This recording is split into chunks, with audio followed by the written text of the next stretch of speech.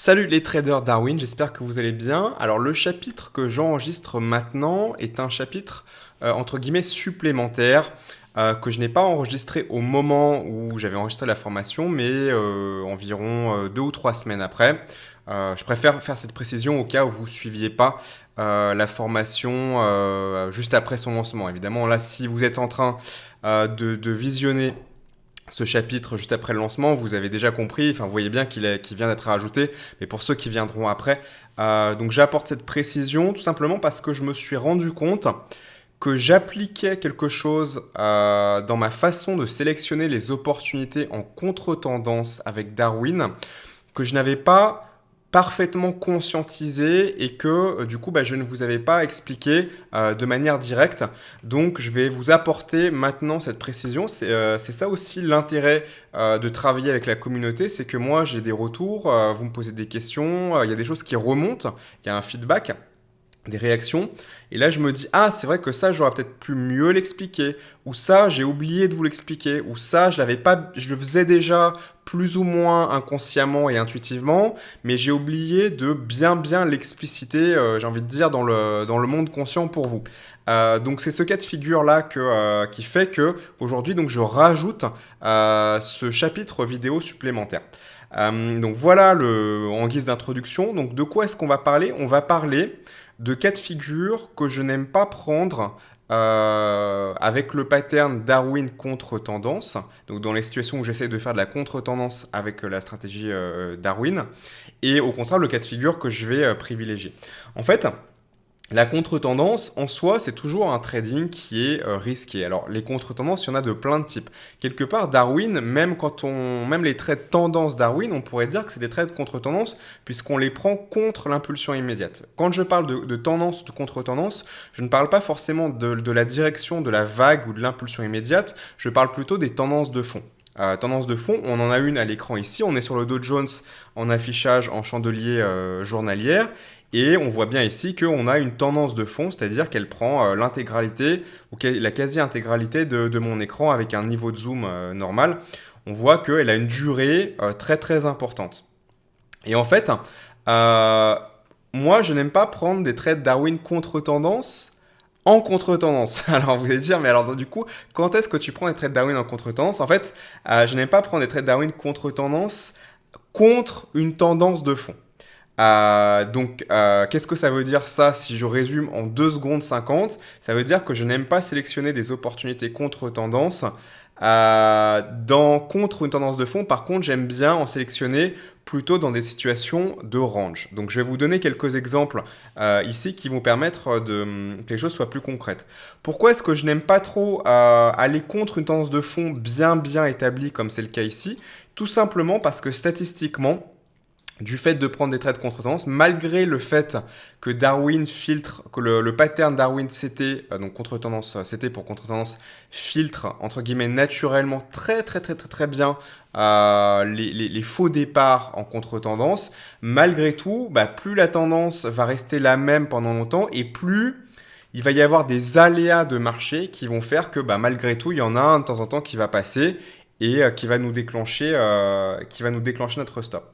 Donc la première chose que je voulais repréciser déjà pour vous rassurer, c'est vous montrer la qualité du filtrage naturel. Ici, on est donc sur le Dow Jones en daily, on a une belle tendance et on voit ici que comment identifier ces tendances profondes c'est quand le prix passe le plus clair de son temps à proximité de la bande de Bollinger jaune.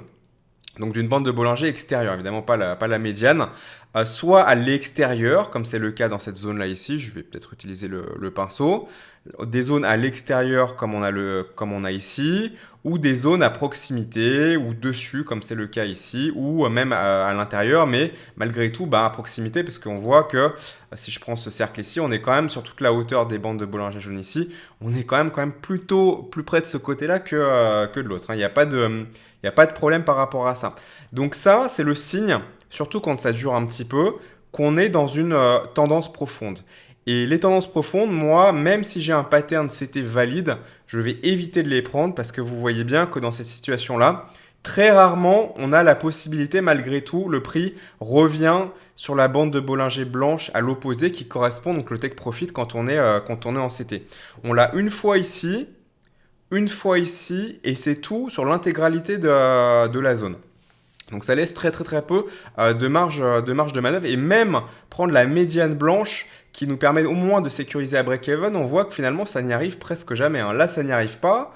Bon bah là ça y arrive mais ça va de l'autre côté. Là ici ça reflue un peu mais ça n'y arrive pas. Et là on était dans une zone un peu de stabilisation, donc là c'était ok. La première chose que je voulais vous dire par rapport à ça, donc déjà, voici comment simplement vous pouvez l'identifier, hein. Quand le prix passe le plus clair de son temps à proximité d'une borne extérieure jaune. C'est pas la seule façon de l'identifier, mais c'est une façon qui est relativement simple. Si vous avez ce contexte-là et que vous avez un pattern Darwin CD, moi je ne les prends pas. Malgré tout, ça va quand même arriver si vous êtes suffisamment rigoureux et que vous sélectionnez un travail sur des instruments qui sont propres dans leur comportement, dans leur liquidité, etc. Ça va arriver assez peu souvent. Si on prend la zone ici, on voit que finalement, on va se rapprocher un petit peu et regarder, ça n'arrive presque pas ou peut-être même pas. Alors, je n'ai pas regardé bougie par bougie, mais on peut le faire, on peut se plier à cet exercice maintenant. Là, ici, le prix s'approche donc des deux bandes de Bollinger. Il n'y a pas de réaction, il part complètement à l'extérieur et il revient, mais ici, il n'y a aucun moment où on a un contact-réaction qui réintègre les deux de manière dans un seul mouvement, j'ai envie de dire, enfin sur une ou deux bougies. C'est ça d'ailleurs qui permet de quand même bien limiter cette problématique d'être totalement contre la tendance et de se faire manger. Là, ça réintègre, ça revient, mais là, après, ça passe un long moment au-dessus des bébés jaunes. Donc là, il n'y a absolument rien à faire. Parce que dans ce cas de figure-là... Oh, putain. Et donc, on voit que de toute façon, là, dans toute cette zone, quel que soit le contact-réaction que le prix puisse faire avec les bandes de Bollinger blanches, le fait que de toute façon, le prix soit totalement à l'extérieur des bandes de Bollinger jaune, nous élimine toute tentative, on va dire, de trade perdant. Et ça d'ailleurs, j'ai presque envie de dire la magie de l'utilisation du pattern Darwin, enfin des deux bandes de Bollinger telles que j'enseigne dans Darwin, c'est justement d'éviter de se faire piéger en étant complètement contre le mouvement à la fois immédiat et de fond. Donc on voit bien, excusez-moi, il y a une petite coupure, que dans cette zone, quel que soit le contact-réaction qu'on puisse avoir avec les bandes de Bollinger blanches, de toute façon, le prix est totalement à l'extérieur des jaunes, donc ça élimine naturellement toute tentative de prise de position qui serait ici totalement... Enfin, ce serait une mauvaise idée. Donc cette façon-là, ce setup-là, de Darwin en contre-tendance, malgré tout, nous libère de la plupart des cas. Alors, on peut aller jusqu'au bout pour simplement passer en revue là. Après, on re-rentre ici, mais ici, on a des bandes de Bollinger qui sont complètement serrées, donc on n'aura rien au niveau du ratio. Et puis, de toute façon, il faut double contact. Là, on revient ici, mais on n'a pas de réaction. Là, on est complètement à l'extérieur. Là, on revient. Donc là, il n'y a rien. Là, on est le long, mais on n'a pas de contact avec les blanches, donc il n'y a rien. Après, on réintègre. On revient au contact ici, mais il n'y a pas de réaction ici, en tout cas suffisante. Ça repart à la hausse complètement à l'extérieur des jaunes. Et puis finalement, la tendance se termine ici en réintégration forte des jaunes. Et puis après, ça part dans l'autre sens. Donc finalement, première chose que je voulais dire déjà, c'est que ne paniquez pas tout de suite en disant « Ah, il a dit un truc, en fait, ça marche pas, il est en train de changer d'avis, etc. » Non. Vous n'êtes même pas obligé, quelque part, de suivre le conseil que je vais vous donner maintenant. J'ai presque envie de dire, c'est plus pour vous faciliter la vie, vous faciliter le travail, de vous dire, de toute façon, c'est des zones qui ne sont pas intéressantes, donc je ne vais pas trop y prêter d'attention, mais même sans ça, j'ai envie de dire, malgré tout, le pattern en lui-même fait déjà, comme vous pouvez le voir ici, c'est un exemple parmi d'autres, hein, très bien son travail. Une autre façon de présenter la chose, ce serait de se dire finalement, parce que vous pourriez me dire aussi, oui, ok, ici, mais on a le futur, entre guillemets, donc on voit comment se passe toute la zone. Mais si on la prend au début, finalement ici, comment savoir si je suis dans une tendance de fond ou pas? Évidemment, vous ne regardez pas ce qu'il y a après, vous regardez ce qu'il y a avant. Et une bonne façon de faire aussi, où on pourrait se représenter les choses finalement, parce qu'il y a toujours plusieurs manières d'interpréter ou de se représenter les choses.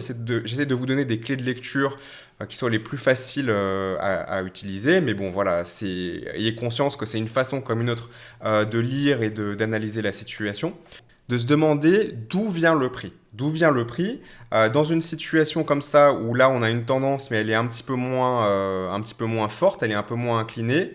Là, il y a peut-être des choses à faire. Bon, là, j'ai pas regardé les patterns en particulier, mais quand on arrive là dans cette zone là qui constitue un peu le début après de la grande ascension, d'où vient le prix? C'est-à-dire le prix, est-ce qu'il vient des bornes opposées, des bandes de, au moins, j'ai envie de dire des bornes opposées, des bandes de Bollinger blanches ici. Si c'est le cas, donc là, vous voyez qu'il descend, il fait contact avec les bandes de Bollinger blanches, puis il repart de l'autre côté. Donc là, de toute façon, il y a pas de pattern valide, mais en imaginant qu'on en ait un ici, là, on pourrait considérer d'envisager les choses parce que on vient quand même le prix a suffisamment travaillé dans la correction. Quand on est dans cette situation-là où après ça part très très fortement incliné et même à l'extérieur des bandes de Bollinger jaune, en imaginant ici qu'on ait une opportunité, bon là il n'y en a pas mais en imaginant qu'on ait une, et qu'on se demande d'où vient le prix avant ça, ben, on voit que dans toute la zone ici, le prix, il était tout le temps vraiment à proximité de la borne haute et il n'a jamais ne serait-ce que corrigé pour aller taper des points de correction sur la borne opposée des bandes de Bollinger blanche. Donc c'est une façon de se représenter les choses. Excusez-moi, là j'essaye en même temps que je vous l'explique de trouver une façon de se le représenter qui puisse être exploitable de manière un petit peu simple. Voilà. Donc finalement, je trouve que cette idée-là de se dire d'où vient le prix, finalement est une assez bonne façon d'arriver à identifier si on est dans un mouvement de fond qui est trop fortement dans une tendance engagée ou ça va. Ça, c'est une première façon qu'on pourrait se représenter les choses. Et finalement, ça rejoint assez bien ce que je voulais vous dire maintenant, c'est-à-dire ça, c'est plutôt ce qu'il faut éviter. Et maintenant, on va parler de ce que moi, je souhaite plutôt favoriser, les situations que je souhaite favoriser pour les trades en contre-tendance, qui sont les ranges. Finalement, les ranges, là, je prends une situation en range ici. Donc, un pinceau. Donc, vous voyez qu'on a on a une zone de potentiel ici, là. Une zone de potentiel ici, une zone de potentiel, en tout cas une proximité ici, également ici, ici et ici, et là, non, on est trop loin. Donc voilà un petit peu des zones de potentiel, et là on est dans un range. Alors de la même façon, évidemment là on a la vision sur tout le range, mais quand on démarre, comment est-ce que on peut identifier ça?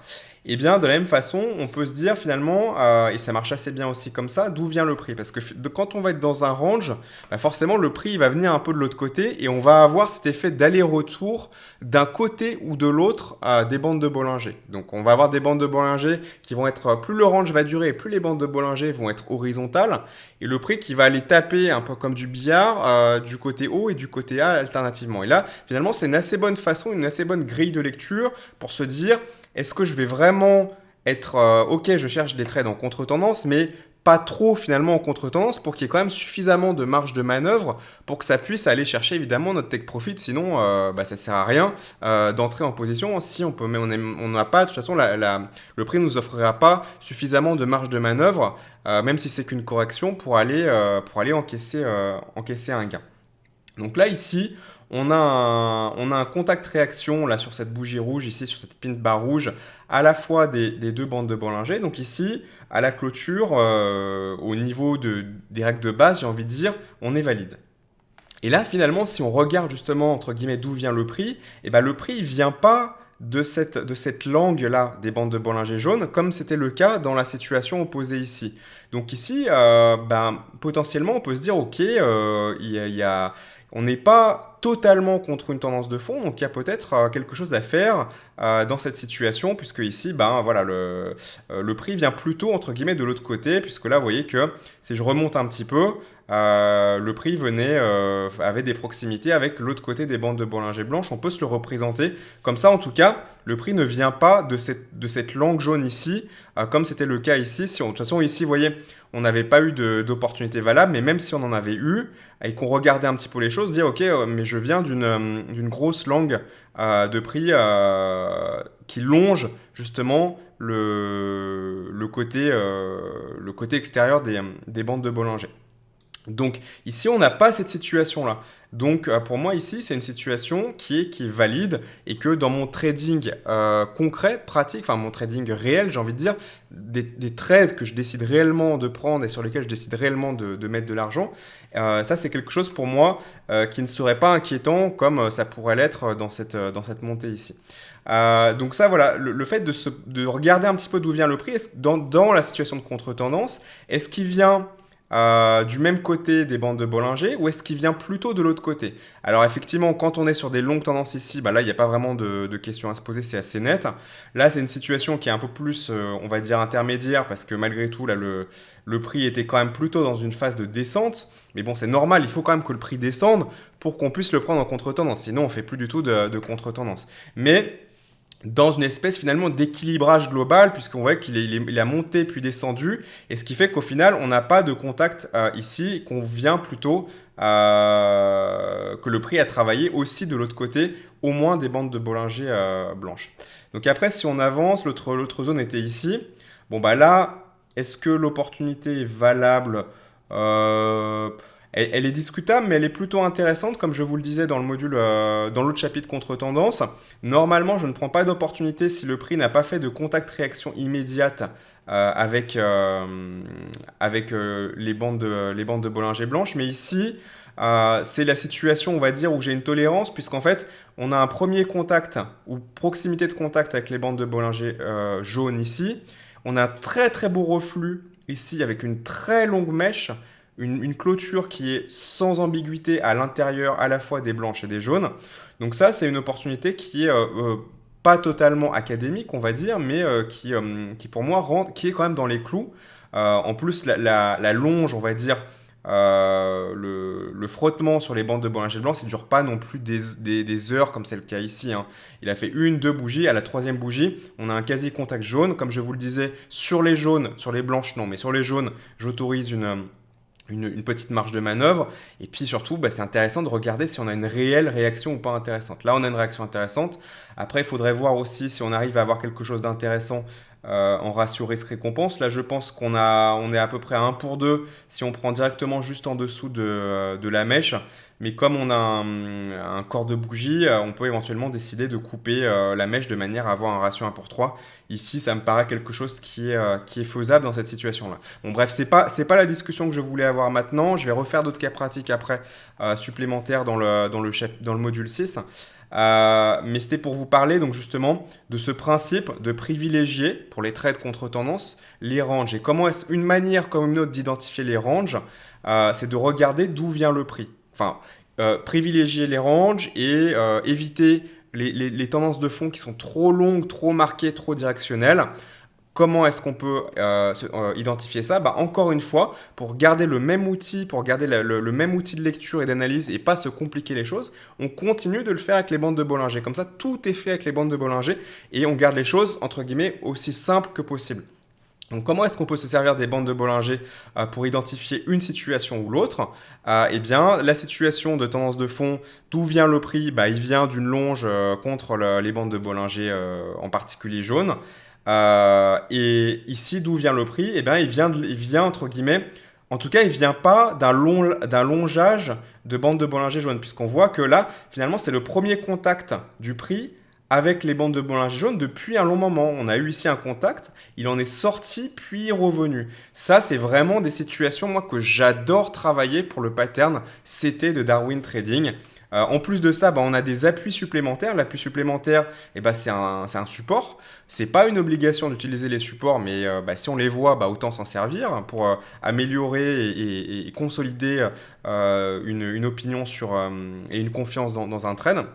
Moi, c'est des situations que j'adore trader parce que là, d'où vient le prix? Il vient pas de la longe contre les bandes de Bollinger jaune, il vient de l'autre côté. Il vient pas de l'autre côté des bandes de Bollinger jaune, mais en tout cas, il n'était pas en contact précédemment avec, et il vient même de l'autre côté des bandes de Bollinger blanches, comme je vous le disais. Alors, il n'a pas besoin de rebondir contre les bandes de Bollinger jaune. Ne le prenez pas trop. Vraiment, je vous en prie, ne le prenez pas trop au pied de la lettre. Comprenez la mécanique et la philosophie, c'est plus important que se dire, je vais avoir des règles avec 2,23 ici, 3,5 de correction, enfin, et après on s'enferme en fait dans une pensée robotique qui ne laisse plus la marge de manœuvre à l'expérience, à l'intuition, aux ajustements et à la finesse du trader qui fait la différence justement. Donc essayez de comprendre la philosophie derrière. J'étais pas en contact, il y a une grosse zone de vide ici, on peut se le représenter. J'essaie de vous donner plusieurs façons de vous le représenter jusqu'à ce que ça vous parle en fait, qu'une des façons de faire vous parle. Donc on a une grosse zone de vide avant et on a un premier contact ici depuis un bon moment entre guillemets, avec une bonne distance des bandes de Bollinger. Donc c'est une façon comme une autre de vous représenter ça et de privilégier. Moi c'est comme ça que je privilégie mes trades contre tendance. Voilà. Euh, je pense, voilà, on pourrait continuer. Là, c'est exactement la même situation. Bon, de toute façon, là, il y a pas de pattern valide. Ici c'était le cas. Ici, c'était le cas aussi. C'était un cas de figure un peu particulier, mais je l'ai explicité déjà, donc je ne vais pas revenir dessus. Ici, on n'a rien de concret, mais en tout cas, la logique est respectée. D'ailleurs, ce qui est très intéressant, qu'on peut quand même remarquer avec cette dernière zone ici de potentiel, c'est que même si on n'a pas le fameux contact réaction tel que je vous l'ai enseigné, comme on est dans un bon setup, c'est-à-dire que le prix vient de l'autre côté et a eu de fortes chances de rebond dans ce range-là, malgré tout, ça fonctionne quand même. Alors de là à essayer de trouver des règles de point d'entrée dans cette situation-là, je ne m'engagerai pas à ça. Si vous voulez le faire, allez-y, mais moi, je ne m'y engagerai pas. En tout cas, je ne m'y engagerai pas aujourd'hui. Mais ça me permet simplement d'appuyer encore un peu plus le point que je voulais faire à ce sujet aujourd'hui. Voilà, donc pas la peine de passer plus de temps là-dessus que ça. Je pense avoir dit ce que j'avais à dire sur le sujet. J'espère que vous comprendrez la logique qui est derrière. Si vous voulez ne pas tenir compte du tout de ça, ce n'est pas une obligation. Vous voyez que naturellement, la stratégie fait quand même assez bien son travail, comme on l'avait vu là, que finalement, même dans toute la zone, ça nous trouvait aucun point d'entrée. Il y a des situations où ça en trouvera, des situations où c'est pas forcément idéal de rentrer à ce point-là contre la tendance. Comment différencier les deux? Je vous ai donné une clé de lecture aujourd'hui, j'espère qu'elle vous sera utile. Et moi, je vous retrouve dans d'autres vidéos, Darwin Trading ou sur les forums ou sur les canaux Elite pour ceux qui sont membres de En Bourse Elite. Salut!